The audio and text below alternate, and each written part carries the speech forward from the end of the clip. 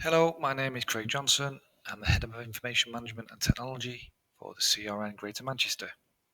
Today I'm going to show you how to record your research recruitment activity into RPeak. So after logging into RPeak and opening the study that you wish to add recruitment to, there are a couple of things that you need to check beforehand. First, you need to check that the upload route for this particular study has been set up in CPMS as upload route LPMS. So to do that, simply click the National Project Details tab at the top and scroll down to where you will see Activity Research Upload Method has been set to LPMS for this particular study. Second, you need to check that the site where the participant is to be recorded against has been recorded beforehand in RPeak. So in most cases, the site will be added by your organisation R&D team when submitting their capacity and capability data from RPeak to CPMS.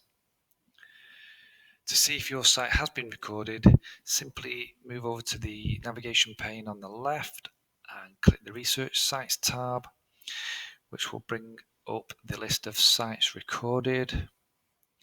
So for this particular study, we have 7 sites, and I'm going to add a participant for Barlow, so it's already there. So I'll just go back to the project. If the site isn't listed in your study, then depending on your role, you may be able to add the site yourself, or you may need to contact a member of your R&D team.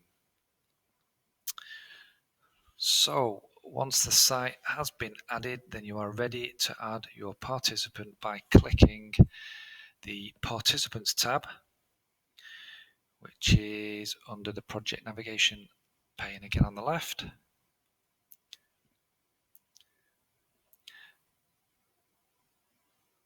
And then simply clicking the Add Participant blue tab at the top, which will open up the details to enter.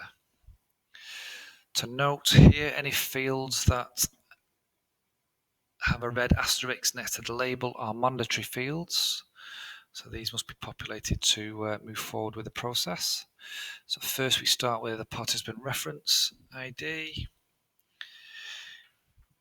which, just to make a note as well, RP doesn't allow duplicate values for the participant reference. So this ID is for you to decide. It can be a number, it can be a mix of number and text if required. I'm going to start this one. As I'm using Barlow Medical Centre, I'm going to put BAR001, which means then for any future participants, I could simply use BAR002 and so on. Research site, as we saw before, has been added to RPeak, so we can select Barlow Medical Centre there. Next mandatory field is the participant type, which is a drop down of 9 options. So here I will select, just for example purposes, participant the relevant condition. And the next mandatory field is status, which again has 9 options. So if I was to choose consented, then the consented field comes up with a mandatory field and a red asterisk next to it. So if we put today's date in, we could then go ahead and save that. But depending on the study type, there may be no screening or randomization involved. So this status we can change straight away to active, which basically means the recruited date in RPeak. So that again makes the recruited date field become mandatory. Now the red asterisk next to that. So where there is no screening periods or randomization, the active recruitment date will be the same as the consented date. So again, we can just simply put today's date. So just to note, all participants are consented, and then they either become a recruit or a screen failure. So remember to click save at the bottom of the page, blue button, and your participant will now be recorded in RPeak.